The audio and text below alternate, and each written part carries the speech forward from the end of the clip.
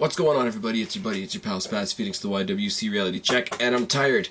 I don't know how long this video is going to be, but Raw was fantastic this week, and it's not my typical, oh, why is everybody shitting on Raw? Raw's doing okay. No, this was a really good show, and going into Chicago, going up against the CM Punk chance, going into the month of October, and the Susan G. Komen, and We're All Thinking Pink, and all that stuff. There's a lot of things that people like to nitpick about that came to a head in this Raw. So I think this Raw went on fantastic on a lot of levels, and I'll explain that as I go. But we start off with the Authority, and I don't know if this is just starting this week. I don't know,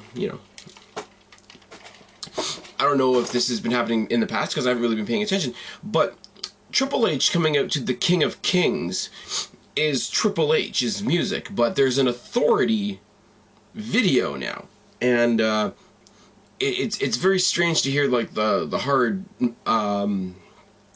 the Motorhead music of Triple H and see all these weird, cute, sarcastic, couple-y pictures of Triple H and Stephanie McMahon. Little tiny thing, I don't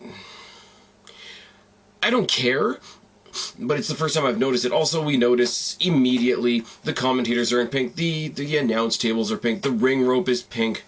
They've got the Susan G. Komen ribbon logo on the rampway like they do every year. It's all good. It's not offensive. It's really not. It kind of jumps out at you the first week, and then for the next 4 weeks or so, we'll see it, and then it'll quietly go away. I really don't care. CM Punk chants, loud and proud, right off the start of the show that really make me smile. Stephanie also makes me smile. It was like, why do you people always cheer for quitters? Oh, that's right, because you all quit. You all quit when you fail or you become thieves like Dean Ambrose. Let me all remind you, even though Ambrose stole the Money in the Bank briefcase, Seth Rollins is still Mr. Money in the Bank. He still has the contract, yada yada yada. Triple H goes on to say that the briefcase is a symbol of the business and it's a symbol of the WWE, and we will not stand for it being disrespected the way Dean Ambrose has. Fantastic, but we're interrupted by Paul Heyman. So you want to talk about disrespect? Let's talk about how my client has been disrespected. Let's talk about the disrespect of saying that Cena was the winner at Night of Champions. Let's talk about the disrespect shown by Seth Rollins, who actually got involved and had the audacity to attack my client Brock Lesnar and attempt to cash in.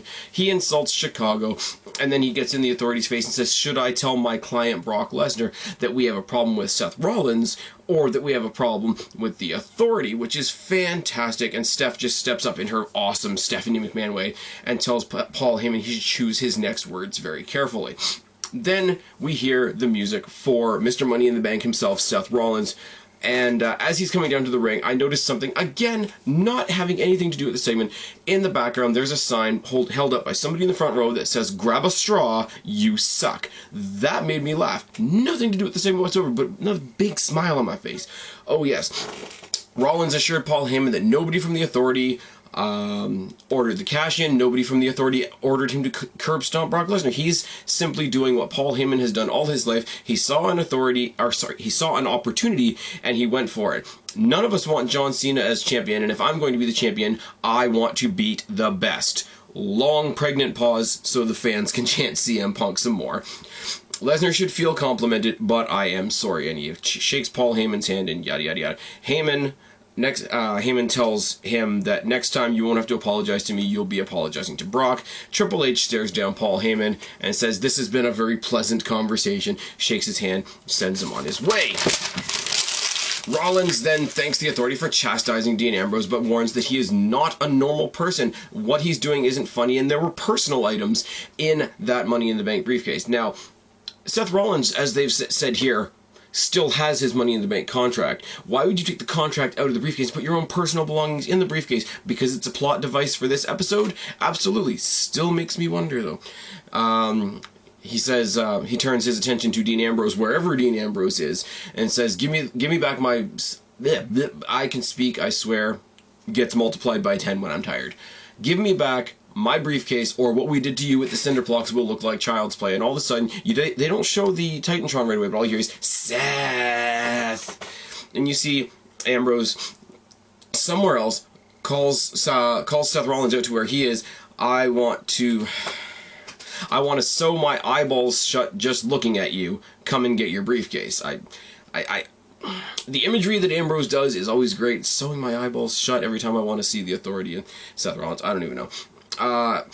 As Rollins is running up the ramp to go after Ambrose, we have a 2-second run-in by Cena. It's a little 2-second bullshit jumping of Rollins, and then he escapes. Now, a lot of people are going to say, oh my god, Cena ruined the segment, but he was in it for 2 seconds, and the story is definitely still Rollins and Ambrose.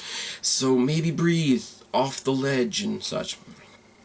When we come back from break, the Authority tell Rollins not to go after Ambrose. They send Noble and Mercury instead. I should have said this a long time ago as soon as we started noticing Joey Mercury in like the backup camp of the Authority, but his Joey Mercury with a bald head just really looks not good. He looks like the yellow dude from Sin City, and that's never a good thing, is it? Noble asks if he can borrow a couple of Triple H's sledgehammers and gets laughed at and sent on his way. The match of the night is the opening match, Cesaro versus Ziggler versus The Miz for the Intercontinental Championship. We see footage of the SmackDown Battle Royal and Cesaro getting cheated out of the Intercontinental Championship on SmackDown. Ziggler, as part of the Susan G. Komen for the Cure Foundation, is wearing one of the new cancer shirts that says "Support the Twins." Makes me laugh. We also see a video package of Miz winning by pulling the tights at Night of Champions, and Ziggler returning the favor last week on Raw. So everything is set to go. Cesaro and The Miz double-team Ziggler. Cesaro uses Miz as a battering ram against Ziggler. Miz blocks Cesaro's attempt to do the swing on Ziggler, which causes Cesaro to launch Ziggler into the turnbuckle. Ziggler throws Miz into Cesaro so he can hit him with a backbreaker. Ziggler has an amazing dropkick as always. We have a long and prolonged three-way roll-up counter thing there that went on for like 20 seconds or so, and then Ziggler hits a double DDT on Miz and Cesaro. Splash on Miz, dropkick to Cesaro, splash on Cesaro. Netbreaker DDT combination on The Miz and Ziggler. This is awesome chant as Sando goes up for the distraction. Ziggler, I have to be really careful how I describe this. Miz is on the apron, Cesaro is on the inside. They're sort of grappling with each other through the ropes. Ziggler pulls Miz out from under Cesaro's legs and does, you know, the typical catapult thing where they hit their throat on the bottom rope, except instead of catapulting him into the bottom rope, he catapults him into Cesaro's junk, which is not only, you know, effective and really disrespectful, and also makes me laugh a lot. Figure 4 on The Miz, and this is what makes me smile. The commentators go nuts about Ziggler using the figure 4 because that's Miz's move. I'm sure the YWC and Mark Pearson specifically cried as they screamed that out.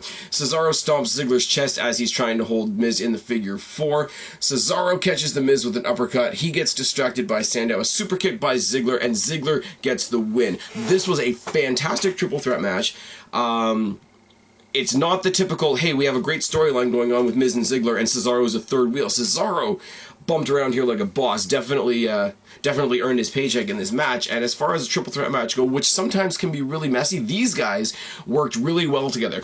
I want to see this match in a cell at Hell in a Cell more than a lot of other things. I'm just putting that out there. Noble and Mercury are in the back.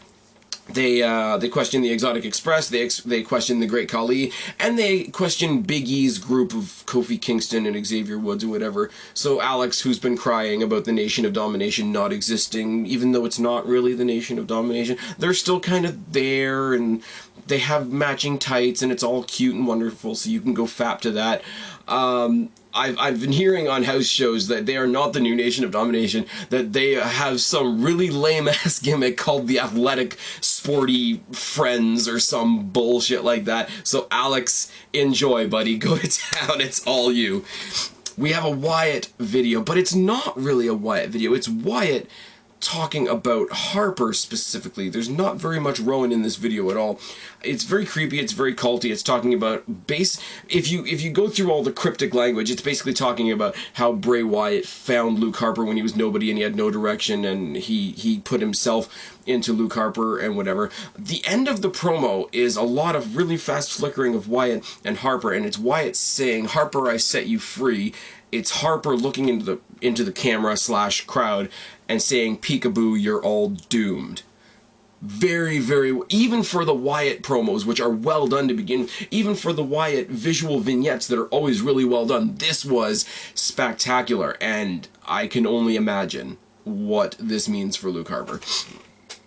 Steph is in the back with Mercury and Noble, and says that they will be fired if they don't find Ambrose. Miz and Mizdow storm into the authorities' office. Mizdow, speaking for the Miz, says, "I never got a one-on-one match for my Intercontinental Championship, and I demand action." So Triple H not only sets up Sandow versus Sheamus for tonight, out of nowhere. I mean, if you find out what we're doing on SmackDown this Friday, it makes complete sense. But for right now, when you're hearing that we're going to get Sandow versus Sheamus, it doesn't really make much sense, and tells the Miz, "If you ever storm in here like this again and show me this kind of disrespect, your straight-to-DVD career will be over."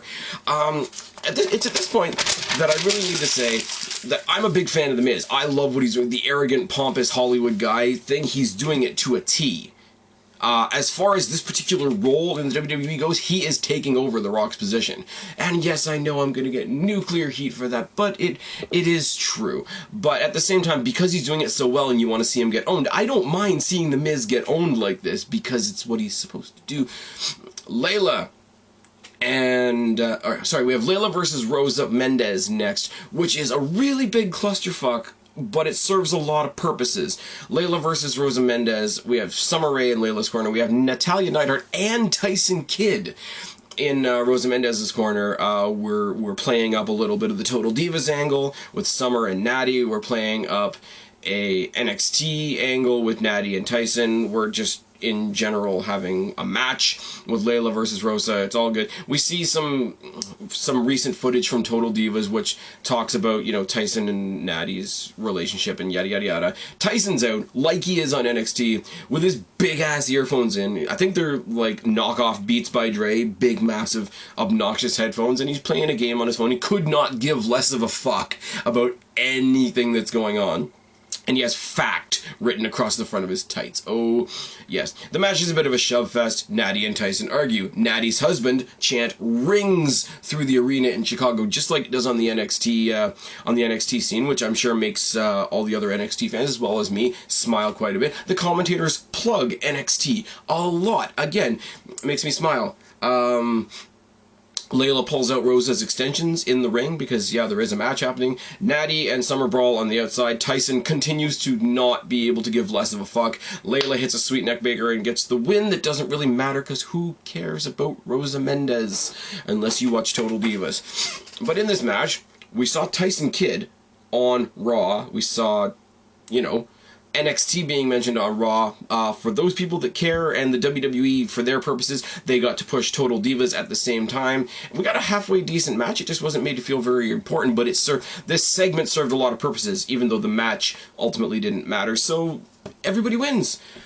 Ambrose comes out to the ring. He doesn't enter in the rampway. He comes out in that little open space behind the rampway, comes up in that little space between the crowd and the rampway, comes up to the ring. Not only does he have the Money in the Bank briefcase, but he has a big duffel bag, and you're wondering what the hell is up. He pulls a table out.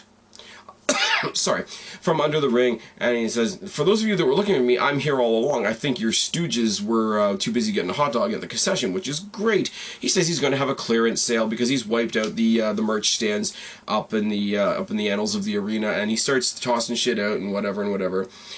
He mentions that he saw some of the personal items that Seth Rollins had in his briefcase and said, "I never knew you had that side of you," which isn't quite PG, but whatever. He starts tossing shirts out, and the last two shirts he tosses out are a Cena shirt and a Sheamus shirt. The Cena shirt, he's like, "Yeah, well, I've got a Cena shirt too if you're into that kind of thing, and here's a Sheamus shirt, I'll sell that for $25," which makes me smile, because let me just say, him taking the digs at Cena and Sheamus, it breaks that mold of all the heels are friends, all the faces are friends, yada yada yada. It's a very black and white world. No, you get the faces with an edge like CM Punk was. Ironically, we're in Chicago, and I'm going to mention CM Punk. Ha!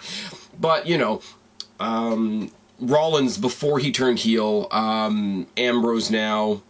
A couple of other guys, even Dolph Ziggler is not really a nice guy, babyface. He's just a babyface by virtue of the fact that people like him, and he's facing heels. Oh yes.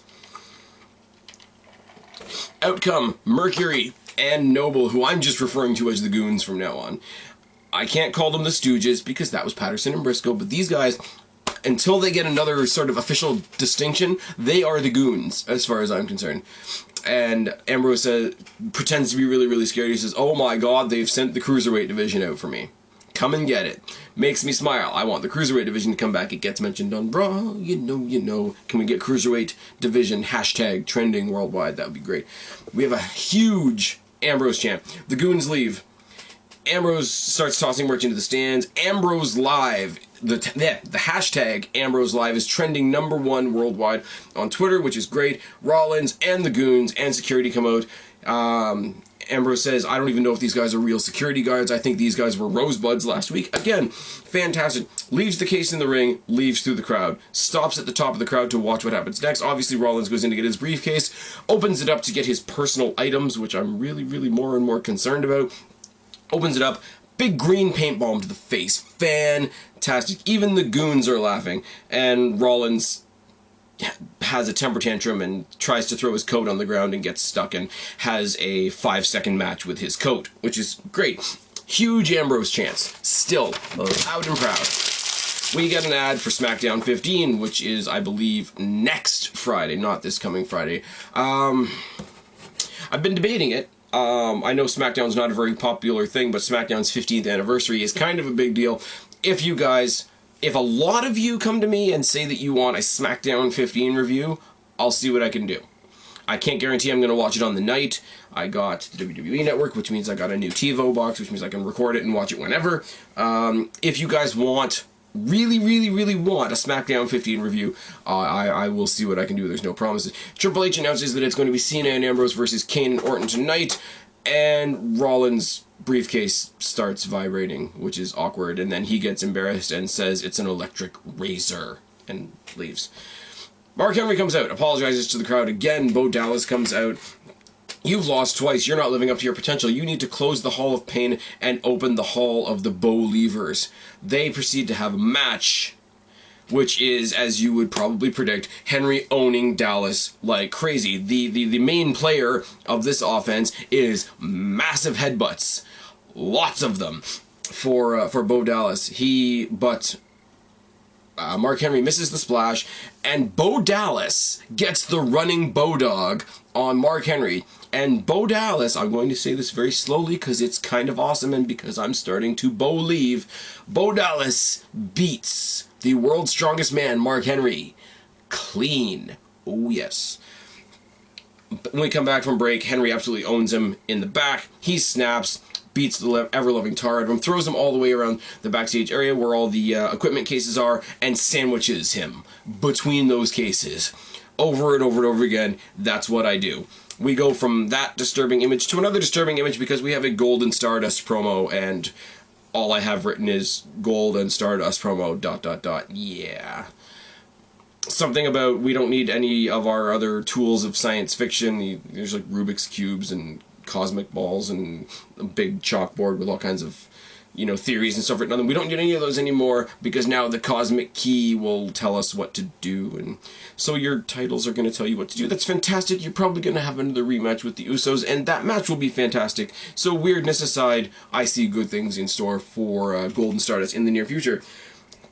Brie Bella versus Cameron and Eva Marie. Before the match, Nikki comes out and says, hey, how ironic that we're in the same building that you quit. You mistreated me. I had to go through all these handicap matches, yada, yada, yada. We get yes chants, which I'm sure will be received 100% differently than the CM Punk chants because the YWC is ridiculously biased. But just like CM Punk, Daniel Bryan's not there either, and the chants aren't going to change it. If you're going to say it about CM Punk, you might as well say it about Goatface too. Oh, yes. This match sucks. A whole bunch. Sucks so much that the crowd cheers for all the announcers. JBL, Jerry Lawler, Michael Cole, Mrs. Daniel Bryan wins, to which I say, of course, because her purpose in life right now is to remind us that Daniel Bryan is a thing, and isn't that just a little bit sad? We have Slater Gator, baby! We have Slater Gator and their new mascot, the Mini Gator, which is obviously Hornswoggle in a gator costume versus the Matadors, who obviously have El Torito with them. Adam Rose and the Bunny are on commentary, and we make the huge announcement that the Bunny now has a Twitter and a Superstar page on WWE.com. The match is strange. The Gator and the Bull fight for a second or two. Slater pins one of the Matadors. It doesn't really matter. The Mini Gator puts a Gator roll on El Torito. Adam Rose and the Bunny distract everybody. The Matadors double team drop on Slater, and the Bunny hits a splash on Slater. And I just sit here, watch this, laugh at how dumb it is, and wait for the YWC to rage, because yeah, this took up maybe 5 minutes of your 3-hour show, and you guys are all petty. Oh yes. What's not petty? Rusev comes out with Lana, USA, and Lana does her shut up, which is, great and whatever. Speaking in a lot of Russian, and then she goes into English, talking about how Big Show was, this big mean person, and he jumped Rusev from behind, and he was picking on women, and they show very doctored and very, incriminating footage of the Big Show, but the Big Show comes out and calls Lana and the Russian people and Putin and everybody else propaganda machines. He replays a video that shows all the troubles that Mark Henry had, as well as his KO on Rusev on SmackDown. Rusev grabs the mic, and I think this is the most I've ever heard Rusev say, but it's very strange what he says. Obviously, he's challenging him to a match, which is fine, which is wonderful. I want to jam my fist down your throat and pull out your guts. I want to bite your ear. I want to kick in your groin. Big Show, I will break every bone in your body. Big Show hits the ring. Rusev bails. Show tears down the massive Russian flag that they always, boom, and it comes down. He tears it down. He starts laughing. Rusev makes one vain attempt to attack the Big Show, which ends in the Big Show tossing him out of the ring. Now, benefit of hindsight, what I've seen the next day is WWE had to issue an apology to Russia for doing the thing with the flag, which is fucking ridiculous. It's just as bad as Jericho getting punished for the thing with the Brazilian flag. It's horrible, but, we're gonna get Big Show versus Rusev again. No problem with that. No problem with that whatsoever. Renee Young is in the back, and she's talking to Cena, who's cutting his typical lame promo. Ambrose cuts in to remind John Cena that Rollins is mine. Nobody takes food off my plate, John. Not even you. I like that a lot.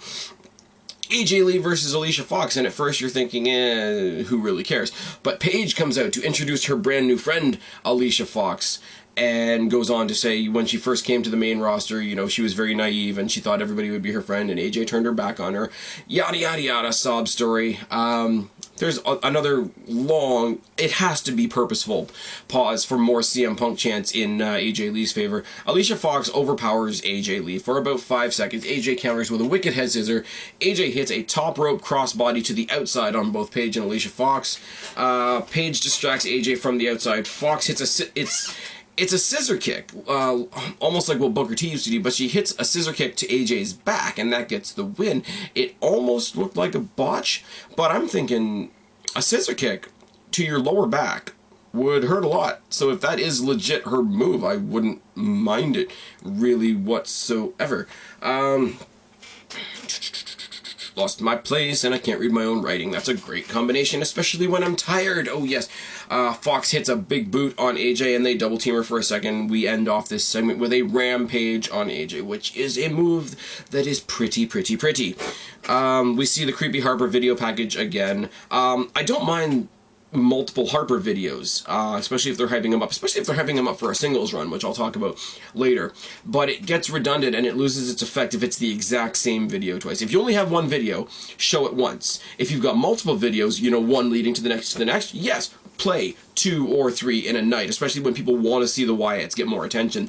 Playing the same video more than once might have hurt them a little bit, but I'm still excited, oh yes. We get announced that Miz and Mizdow versus Ziggler and Sheamus is going to happen on SmackDown. Sheamus versus Sandow is up next with Miz on commentary. The commentators bury the Miz, something fierce, but again, it's comedy. Miz is setting him up to be himself up to be a target every time. It's fine. Sheamus pounds on Sandow for quite a while. Sandow counters with Miz's that from the knees DDT that the Miz does, and actually starts a little bit of Austin style mud hole stomping in the corner, which looks quite nice. We have a bullshit Sheamus comeback, as they always do. The 10 beats of the Bowrin, or the Barin, or however you pronounce that thing that he does in the ropes. I'm not sure. I will admit, I'm not perfect, guys, and I'm tired. Sheamus tosses Sandow into the Miz, tosses him back into the ring, hits a bro kick, and Sheamus gets a bullshit victory. But what do we expect from Ginger John Cena? It was still not a bad match, and some of my notes are upside down. Isn't that wonderful? Wonderful, wonderful, wonderful. I'm professional. I don't know why you guys watch my vids, but some of you are even subscribed. I'm hitting 500 subs again. You guys are fantastic. Thanks for sticking with me, even though I'm exhausted. Yes, I'm going to say it a couple more times. I'm tired. My head is doing this, but I'm talking about Raw, because this was a good Raw, and it deserved it. Hogan comes out. And because it's the Susan G. Komen for the Cure and all that sort of thing, he's in the Susan G. Komen gear, which means that Hogan is coming out, oh yes, in pink and black. And am I the only one that thought, how do they not have Bret Hart here doing this too?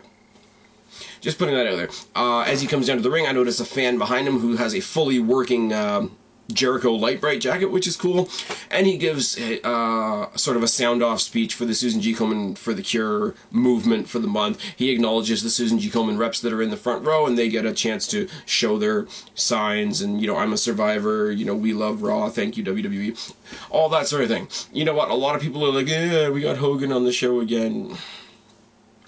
Guys, it's a feel, they're ultimately doing a good thing, so just fuck off. Next Monday, it's announced that we're going to not only have an interview with Roman Reigns, get an update on his condition, but we're going to see Big Show versus Rusev. Kel's surprise. We have Cena and Ambrose versus Orton and Kane. Match starts off with "Let's go Cena, CM Punk" chants. It's a pretty standard tag match, not really much to say. I will admit, for all the naysayers out there, I will admit that there was nothing spectacular about this match in and of itself. Ambrose got the hot tag, clears house like you know that the crowd wants to see him do, hits the dirty deeds on Randy Orton, and gets jumped by Seth Rollins, who runs into the ring from the back of him. Ambrose hits a suicide dive on Kane. Ambrose and Rollins brawl for a bit. Cena and Ambrose fight over which one of them is going to brawl with Rollins. Ambrose tosses out Cena. Ambrose tosses out Cena so that he can have Rollins to himself. Ambrose, who's distracted, gets an RKO and a chokeslam, and then gets curb stomped on the Money in the Bank briefcase, and so does Cena. Ambrose is out. Cena is out. Both of their faces are firmly planted into that Money in the Bank briefcase that is once again in the possession of Mr. Seth Rollins, Mr. Money in the Bank, and the show goes dark to loud and vicious "Thank you, Rollins" chants. Yes, WWE and all the fans out there that are butthurt that, you know, oh my god, what's up with all these CM Punk chants? We got loud Ambrose chants. Super loud Ambrose chants. We got CM Punk chants partially in support of his wife AJ Lee, which I'm not gonna deny the fans in the slightest. And the show ended on "Thank you, Rollins." So you really can't say that, oh, they tried to hijack Raw again, they're trying to be marks for themselves, all that sort of thing. It all went fantastically, and the crowd respected everybody that they should have and that they were supposed to.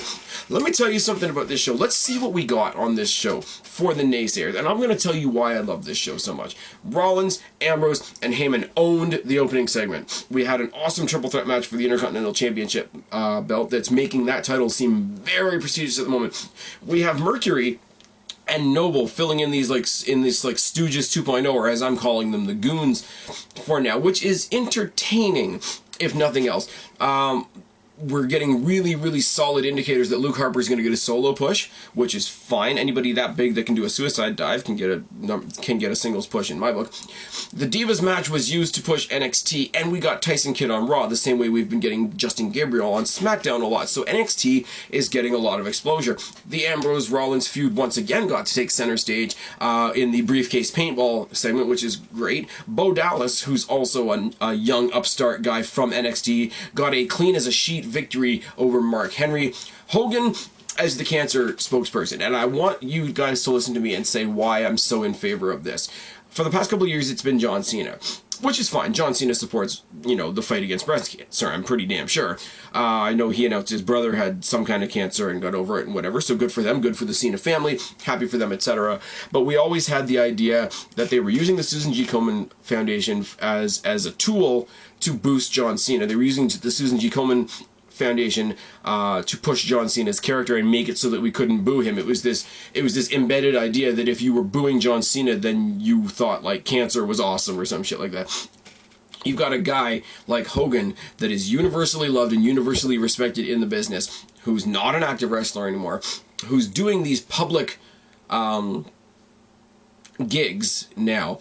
He's very active in promoting the WWE 2K15 video game. He's very active in promoting the WWE Network. Why wouldn't you make him the spokesperson for the Susan G. Komen for the Cure WWE relationship over the month of August? I think it's a perfect fit, honestly, because it doesn't seem forced, and it doesn't seem like there's an agenda, and that's what a lot of people seem to think was Cena, including myself at some point. So having Hogan in that role was fantastic. And once again, the Rollins-Ambrose feud gets to highlight the main event of the show. And Rollins looks like a fucking boss, and the crowd let him hear it tonight. And everything was right about this show, and I wish I was more awake. I'm gonna say it one more time, I'm very tired. But the fact that I'm this tired and I still wanted to come up here and talk about this show should tell you guys this was a fantastic show, and it's shows like this that are my answer when somebody's like, oh man, how do you get through all the crap and yada yada yada. First of all, I don't think there's a lot of crap right now. Second of all, you get shows like this that just fire on every possible cylinder. I hope you agree. If you don't agree, then that's cool too. Toss it down in the box below. We've already got a head start on next month's Q&A. You guys know the drill. Go back to the last Q&A. Add your questions in the comment section if you want your questions to be included in the next Q&A. I really don't think I have anything else to say to you guys tonight, so I'm going to say, as always, subscribe up there, talk down there, start a conversation, keep all these conversations going. Tell me what you thought about this awesome Raw. Don't be a stranger. I'll talk to each and every last one of you later, but for right now, I'm tagging out, guys. Later.